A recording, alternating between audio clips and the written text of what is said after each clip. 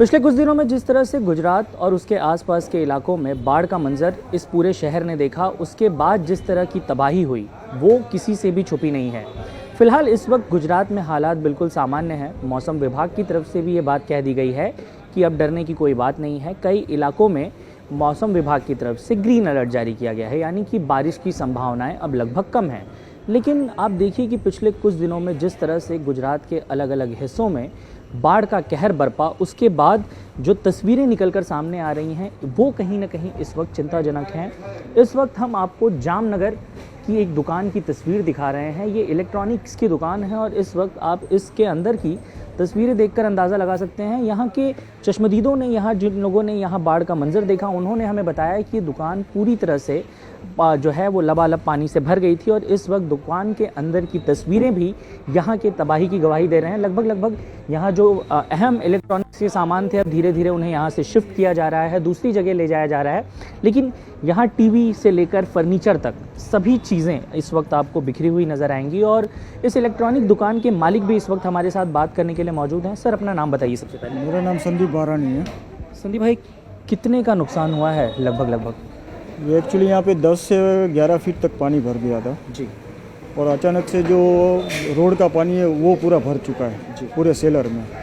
और आप तकरीबन देख ही रहे हैं सिचुएशन, किस हालत से हम गुजर रहे हैं। सब व्यापारी कम से कम एक दुकान का आप हिसाब लगाएंगे तो कम से कम 15 से 20 लाख का नुकसान हुआ है। ये जो हालात हैं इस वक्त, मैं आपको बताऊं, केवल जामनगर नहीं, बड़ोदरा, उसके अलावा अलग अलग हिस्से गुजरात के, ख़ास तौर पर जो सबसे ज़्यादा तबाही वाला क्षेत्र था वो घेड़ और मांडवी की तरफ जो आसपास की तस्वीरें आपने देखी पिछले कुछ दिनों में, वो भी इस बात की गवाही दे रही हैं। यहाँ पे कुछ और भी दुकानें हैं, लेकिन उसके पहले एक तस्वीर आपको दिखाना बेहद महत्वपूर्ण हो जाता है इस वक्त, क्योंकि हम जिस जगह पर अभी मौजूद हैं ये एक मॉल का बेसमेंट है, बेसमेंट एरिया है। इस वक्त भी आप देखिए कि पानी यहाँ पर किस तरह से, गंदा पानी यहाँ पर जमा हुआ है।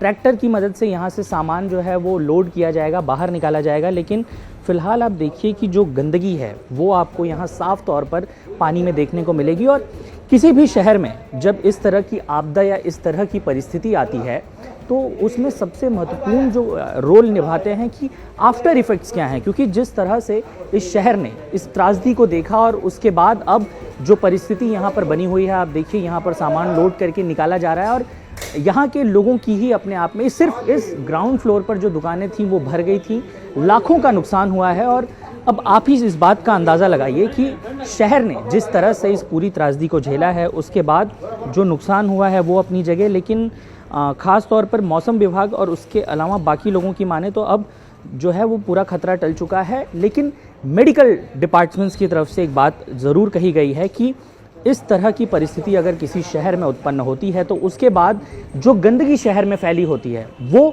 बहुत ज़्यादा परेशानी का सबब होती है। और मैं आपको सीधा अब अंदर की तरफ लेकर चलना चाहूँगा कि मैं अपने कैमरामैन से कहूँगा कि थोड़ा हम अंदर की तरफ जाएं, क्योंकि इस वक्त इस इलाके को फ़िलहाल रिस्ट्रिक्ट कर दिया गया है, बंद किया गया है, ताकि इस बात का ध्यान रखा जा सके कि अंदर कोई फंसे ना। आपको बताएं कि यहाँ के लोगों ने हमें बताया कि जिस दिन यहाँ पर बारिश हुई थी ये पूरा फ्लोर ऊपर तक भरा हुआ था। अब पानी का स्तर जैसे जैसे नीचे आ रहा है, दुकान के लोग यहाँ पर पहुँचे हुए हैं और अपने सामान को ट्रक में, ट्रॉली में या अलग अलग माध्यमों से निकालने की कोशिश कर रहे हैं। अब ये बेसमेंट एरिया आप ज़रा देखिए, ये पूरी यहाँ पर जो लाइट है, इंफ्रास्ट्रक्चर पूरी तरह से ठप हो चुका है और यहाँ गंदगी जो है उसे अगर आप देखें तो आप इस बात का अंदाज़ा लगा सकते हैं कि अगर यहाँ पर कोई काम करता है, कोई रहता है, या अगर यहाँ की ठीक तरह से सैनिटाइजेशन का काम नहीं होता है तो ऐसी परिस्थिति में यहाँ बीमारियाँ तो ज़रूर जनित होंगी। और आपको बताएं कि एक आंकड़े के मुताबिक साल 2006 में, 2010 में जब इस तरह की त्रासदी कई अलग शहरों में, आपको याद होगा कि मुंबई की बाढ़ में किस तरह से जो है 26 जुलाई की जो बाढ़ थी उसमें किस तरह से तस्वीरें आपको देखने को मिली थी, और उसके बाद जो बीमारियाँ फैलीं वो प्रशासन के लिए चिंता का विषय थी। चिकनगुनिया हो, डेंगू हो, मलेरिया हो, ये सभी बीमारियां यहीं से जनित होती हैं। और फिलहाल इन तस्वीरों को अगर आप देखें, ये पानी पूरी तरह से काला है और इसमें जो गंदगी आप देख रहे हैं, चाहे आप अंदर तक देखें, कैमरे की रेंज अगर उतनी होगी तो हम दिखाएंगे कि ये पूरा बेसमेंट फ़िलहाल इस वक्त जो है वो डूबा हुआ नज़र आएगा आपको पानी के अंदर। इसका जल स्तर आपको बताएं कि अभी नीचे हुआ है, क्योंकि पिछले 48 घंटों से यहाँ इस पूरे इलाके में बारिश नहीं हुई है। फ़िलहाल बारिश बंद है, लेकिन अब जिस तरह का यहाँ पर इफ़ेक्ट हमें देखने को मिल रहा है, और जामनगर के अलावा चाहे आप मोरबी की बात करिए, वडनगर की बात करिए, वडोदरा की बात करिए, राजकोट की बात करिए, पूरा गुजरात इस बार बाढ़ की चपेट में था। अहम बात यह है कि असना साइक्लोन का खतरा यहाँ से टल गया था, वरना ये त्रासदी और कुछ दिनों तक चल सकती थी। अब मौसम विभाग ने चूंकि इस पूरे के पूरे क्षेत्र को, अलग अलग इलाकों को ग्रीन जोन में कन्वर्ट कर दिया है, ऐसे में अब बारिश का खतरा तो टल चुका है। लेकिन एक अहम सवाल जो हम इंडिया टीवी के माध्यम से खड़ा कर रहे हैं कि सरकार और प्रशासन की तरफ से जितनी भी बाढ़ जनित बीमारियां जो होती हैं, बाढ़ और उसके बाद बारिश की वजह से जो खतरा आम नागरिकों को जो है देखने को मिलता है, उसको लेकर क्या काम चल रहा है। क्योंकि बहुत से लोगों को अलग अलग क्षेत्रों में भी ले जाकर वहाँ पर शरण दी गई है, लेकिन जिन जगहों पर शरण दी गई है, क्या वहाँ पर साफ़ सफाई, सैनिटाइजेशन का सही तरीके से ध्यान रखा गया है या नहीं रखा गया है, ये बेहद अहम सवाल है। फिलहाल बाढ़ की त्रासदी से गुजरने के बाद इस वक्त गुजरात और गुजरात के जामनगर शहर में क्या हालात हैं, ये दिखाने के लिए इंडिया टीवी की टीम इस वक्त आपको जामनगर के एक मॉल एरिया में लेकर आई है। और इस वक्त जिस तस्वीरों को आप देख रहे हैं, उन तस्वीरों को देखकर आप इस त्रासदी का अंदाज़ा लगा सकते हैं। इलेक्ट्रॉनिक डिवाइसेस हों, उपकरण हो, या फिर इस बिल्डिंग का इंफ्रास्ट्रक्चर, सभी पर असर पड़ा है। यहाँ पर आप देखिए कि तस्वीरों में जो दुकान के मालिक हैं, दुकान के लोग हैं, वो इस वक्त यहाँ के सामान को लोड करके दूसरी तरफ ले जाने के लिए तैयार हैं। बाहर इनकी भी ट्रॉलियाँ, ट्रैक्टर आकर लदे हुए हैं। लेकिन इस वक्त आप इस कार्डबोर्ड के झुंड को देखकर इस बात का अंदाज़ा लगा सकते हैं कि आप इस वक्त तस्वीरों के माध्यम से कि जिस तरह से यहाँ पर गंदगी फैली हुई है और जिस तरह से यहाँ पर हालात बने हुए हैं, आप इस सीढ़ियों के रास्ते को भी देखिए तो इस वक्त गंदगी पूरी तरह से आपको ऊपर जाने के रास्ते में नज़र आएगी।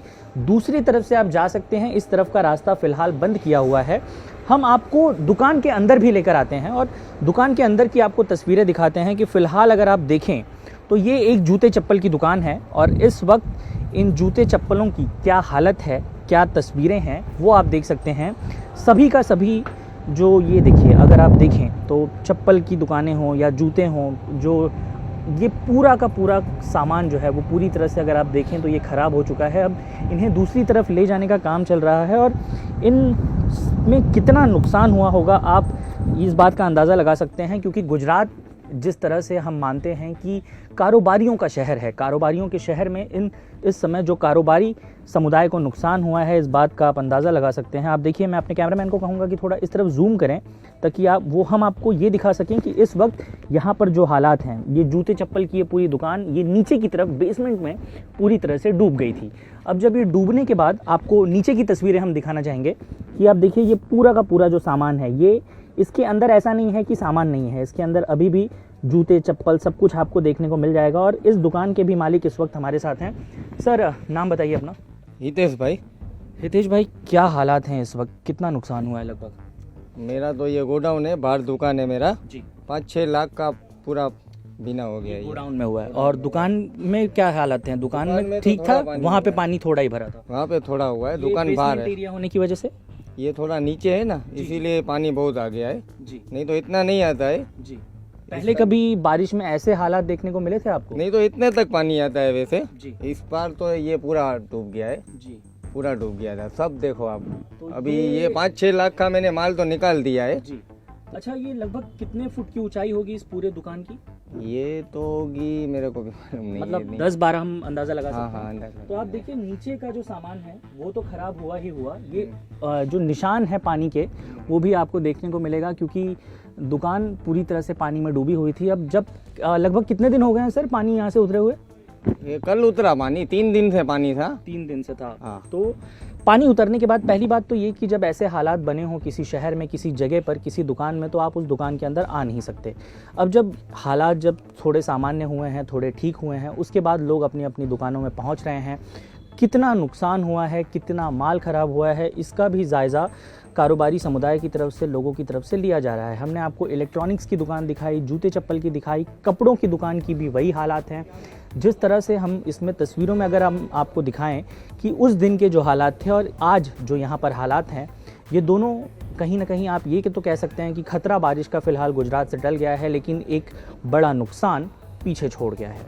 नमस्कार, मेरा नाम साकेत है और मैं इंडिया टीवी की टीम की तरफ से आपको गुजरात के बाढ़ की वजह से और यहाँ पर जो त्रासदी हुई है उसके बाद क्या हालात हैं वो दिखाने के लिए लाल खान इलाके में लेकर आया हूँ। इस इलाके की तस्वीरें आपको एक छत से देखने को मिलेंगी, क्योंकि इस इलाके में पूरी तरह से क्या मंजर है वो एक बार में एक कैमरे में दिखा पाना थोड़ा मुश्किल है। और यही कारण है कि मेरे कैमरामैन सागर इस वक्त ऊपर एक छत से आपको विजुअल्स दिखा रहे हैं। विजुअल्स के ज़रिए आप देखिए कि एक तरफ एक ऑटो रिक्शा आपको चालू होता नज़र आएगा, जो अभी अभी एक सामाजिक संस्था की तरफ से सामान बांटकर महिलाओं को मदद आपूर्ति करके जो है वो वापस लौट रहा है। इस घर की, इस जगह की आप हालात देखिए। लाल खान इलाके में एक बच्ची अपने माँ के साथ आपको गुजरती हुई नज़र आ जाएगी। वहीं आपको दूर अगर दूसरी तरफ आप देखें तो यहाँ लोग किस तरह से गंदे पानी में खड़े हैं ये आपको साफ तौर पर नज़र आ जाएगा। अब ये हालात जो बने हुए हैं इस वक्त, आपको बताएं कि पिछले 3 दिनों से गुजरात में बरसात बंद है।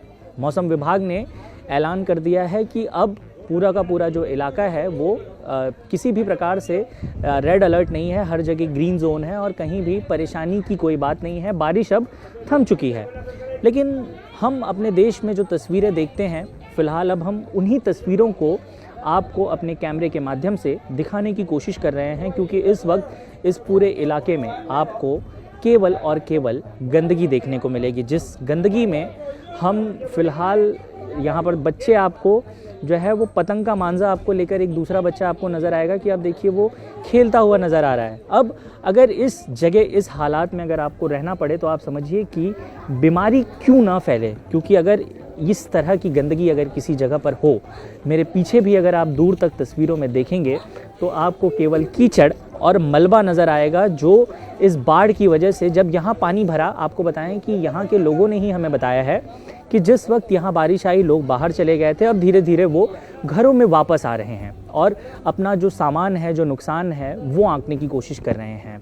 मेरे दाहिनी तरफ मैं आपको दिखाऊं कि ये घरों के अनाज हैं। जो अनाज आपको यहाँ इस वक्त गिरा हुआ नज़र आएगा वो यहाँ पर धीरे धीरे सड़ रहा है और जब ये सड़ेगा इसमें कीड़े पैदा होंगे और कीड़े पैदा होंगे तो वो बीमारी का कारण बनेंगे इन छोटे बच्चों के, जो इस वक्त हमारे आसपास नज़र आ रहे हैं। अब इन्हें और इनकी देखभाल की जिम्मेदारी किसकी है? सरकार की, प्रशासन की, संस्थाओं की, जो दावे करती है चुनावी दौरान में, चुनावी दरमियान इन इलाकों में भी तो इनके रिप्रेजेंटेटिव्स आए होंगे। इस इलाके में भी तो पहुंचकर उन्होंने इनका कीमती वोट मांगा होगा।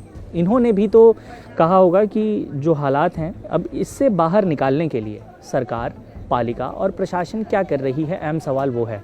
हम आपको दूसरी तरफ भी लेकर चलेंगे जहां लोगों ने शरण ली है, लोगों को खाना पहुंचाया जा रहा है, लेकिन क्या जो आपूर्ति सामाजिक संस्थाओं की तरफ से दी जा रही है वो काफ़ी है? क्योंकि यहाँ तो फ़िलहाल जिस तरह के हालात हैं उन्हें देखकर ये नहीं लगता कि क्या ये लोग अगर बीमार पड़ते हैं तो क्या अस्पताल पहुँच भी पाएंगे, क्योंकि जिन गलियारों से गुजरकर हम यहाँ पहुँचे हैं उसमें भी केवल एक ही चीज़ नज़र आती है, गंदगी। तो क्या हालात हैं इस वक्त, और इन हालात से बाहर निकलने के लिए, निपटने के लिए सरकार, प्रशासन, पालिका इसी रूम में बैठकर जो है वो वहाँ की शैली बना रही है, वहाँ का निर्धारण कर रही है कि यहाँ पर किस तरह से लोगों को मदद पहुँचाई जाएगी। हम ये नहीं कहते कि सरकार अपनी जगह काम नहीं कर रही है या प्रशासन या पालिका अपनी जगह अपना काम नहीं कर रही है। जब चुनाव का समय आएगा तो आप इस बात का निर्धारण कर सकते हैं कि वे सही लोग कौन हैं जिनका चुनाव करने पर अगर इस तरह की आपदा आप शहर में पहुंचती है तो ऐसे में वो आपके मदद आएंगे, वो आपकी मदद करेंगे, आपके लिए कारगर होंगे या नहीं होंगे। फ़िलहाल तो कुछ घंटों का ही समय बीता है, इसलिए अब हमारा सवाल उन प्रशासन के लोगों से भी होगा कि जिनका वोट लेकर आप सरकार बनाते हैं या जिनका वोट विपक्ष पाना चाहती है, चाहे कोई भी हो, जो भी हो, वो उनके लिए क्या काम कर रहे हैं, ये सबसे बड़ा सवाल है। और इसी सवाल के साथ फ़िलहाल मैं आपसे विदा लेता हूँ। कैमरा पर्सन सागर खाड़े के साथ साकेत राय, इंडिया टीवी, जामनगर, गुजरात।